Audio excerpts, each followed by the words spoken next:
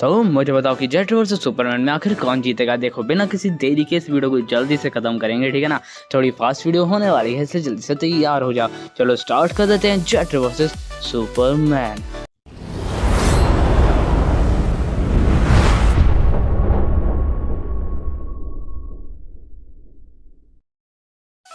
So let's start with the jet रे और Superman का आखिर हमने कंपैरिजन ही क्यों किया है, जिसमें जो सबसे पहली बात आती है वो है अपनी स्पीड। क्योंकि मैंने अपनी पिछली वीडियो में ऑलरेडी बोल रखा था कि जो बेन 10 का सबसे फास्टेस्ट एलियन है आफ्टर एलियन एक्स जो कि है जेट रे, उसका कंपैरिजन हम सुपरमैन के साथ कराने वाले हैं। लेकिन स्पीड तो ठीक है, लेकिन बहुत सी ऐसी एबिलिटीज हैं जो कि सुपरमैन से बहुत सेम है, जिसके बारे में हम जल्दी से बात कर लेते हैं। जिनमें से पहली है लेजर आइज, जो कि आप सभी को पता है कि सुपरमैन की लेजर आइज और जो अपनी जेट रे है दोनों के पास लेजर आइज होती है। लेकिन सबसे पहले बात कर लेते हैं कि इन दोनों की लेजर आइज में से सबसे ज्यादा ताकतवर कौन सी है। तो अगर हम बात करें जो अपना सुपरमैन है, उसकी जो लेजर आइज होती है उसका टेम्परेचर होता है लगभग 2 मिलियन के आसपास। मैंने यहाँ पे एवरेज लिया है। एंड यहीं पे अगर हम बात करें कि जो अपना जेट रे है उसका टेम्परेचर कितना होता है, तो देखो मैं पहले बताऊँ, उसका कोई टेम्परेचर नहीं होता क्योंकि वो हीट विजन नहीं है। कि जो उसकी जो लेजर होती है उसमें शॉक होता है, यानी कि जो अगर हम वोल्टेज के बारे में बात करें तो उसका जो वोल्टेज होता है वो होता है लगभग 1 मिलियन के आसपास। एंड यहाँ पे अगर इन दोनों को कंपेयर किया जाए ना, तो यहाँ पे क्लियर विनर आता है अपना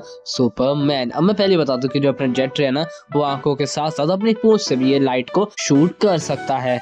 तो ये वाला पॉइंट तो अपना सुपरमैन ले जाता है। लेकिन जो इनका मेन क्राइटेरिया ना स्पीड, उसके लिए रुकना अभी थोड़ी देर में बताता हूँ।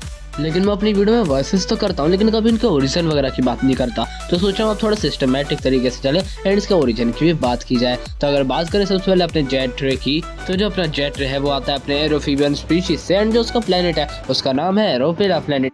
और अगर यहीं पे बात करें पर अपने सुपरमैन की, तो उसका जो स्पीशीज का नाम है वो है क्रिप्टोनियन एंड जो उसका प्लेनेट है वो है क्रिप्टॉन। चलो ये तो हो गई इनके ओरिजिन की बात। लेकिन जो अपना अगला क्राइटेरिया है जो कि है स्ट्रेंथ, मैं पहले ही क्लियर बता देता हूँ कि जो अपना जेट रे है ना वो बहुत ही ज्यादा स्ट्रॉन्ग है, लेकिन सुपरमैन से ज्यादा नहीं। यहाँ पे क्लियरली विनर होने वाला है अपना सुपरमैन, क्योंकि आप सभी को पता है कि जो जेट है वो स्ट्रॉन्ग तो है, यानी कि वो गाड़ी वाड़ी ये सब उठा सकता है, जहाँ तक कि प्लेन भी उठा सकता है।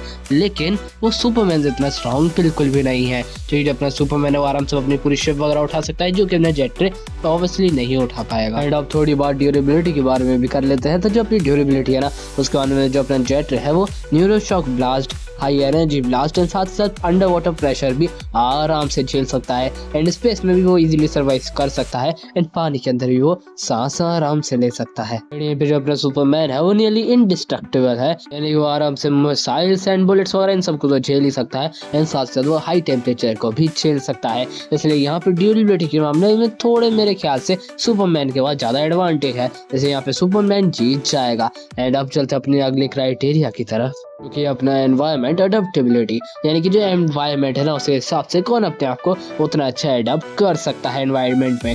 यानी कि यहाँ पे हम सबसे पहले बात करेंगे अपने जेट रे के बारे में। जो अपना जेट रे है वो लैंड के ऊपर, स्पेस के अंदर, एयर के अंदर एंड साथ ही साथ अंडर वाटर में भी सब में एकदम कंसिस्टेंट है, यानी कि किसी के अंदर भी उसकी पावर कम नहीं होती, यानी कि सबके अंदर वो एकदम टॉप पे रहने वाला है। एंड अगर हम बात करें अपने सुपरमैन के बारे में, वो भी लैंड, एयर एंड वैक्यूम में तो सांस आराम से ले सकता है एंड उसकी जो फ्लाइट एंड उसकी एबिलिटीज रहती हैं, यानी कि सारी पावर्स उसकी एकदम कंसिस्टेंट रहती हैं। लेकिन अगर हम आए यहाँ पे अंडर वाटर के अंदर, तो वहाँ पे जो सुपरमैन है ना वो जेट रे से कमजोर पड़ने वाला है, क्योंकि पहली बात तो कि वो पानी के अंदर सांस नहीं ले सकता एंड ऊपर से उसकी जो पावर्स है वो यहाँ पे कम हो जाती है।